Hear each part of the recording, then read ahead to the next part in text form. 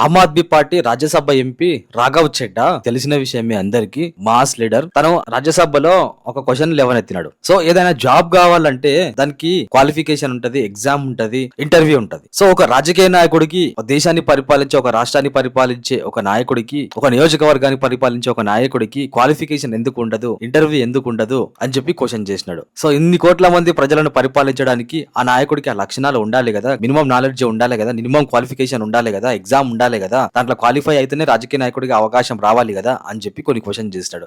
నిజమే కదా, ఒక సంస్థ, ఒక బిజినెస్ నడపాలంటే, ఒక ఆఫీస్ నడపాలంటే దాని క్వాలిఫికేషన్లు ఉండాలి, దాని మీద నాలెడ్జ్ ఉండాలి, ఆ ఎగ్జామ్ లో పాస్ అవ్వాలి, ఇంటర్వ్యూ ఉండాలి. సో ఇవన్నీ క్వాలిఫికేషన్ అయిన తర్వాత ఆ గవర్నమెంట్ జాబ్ కి అతను అర్హత సాధిస్తాడు. సో ఇన్ని కోట్ల ప్రజలను పరిపాలించే నాయకుడికి కనీసం మినిమం నాలెడ్జ్ లేకుండా రాజకీయ నాయకుడు అవుతాడో, ఆ రాజకీయ నాయకుడి కింద ఈ చదువుకున్న వాళ్ళంతా పనిచేస్తారు. సో రాఘవ్ చెడ్డా అడిగిన క్వశ్చన్ చాలా బాగుంది. సో ఏది ఏమైనా రాజకీయ నాయకులకు కూడా ఎగ్జామ్స్, ఇంటర్వ్యూస్ ఇవన్నీ ఉంటే బాగుంటుందా? కింద కామెంట్ చేయండి, మీరు ఏమనుకుంటున్నారో.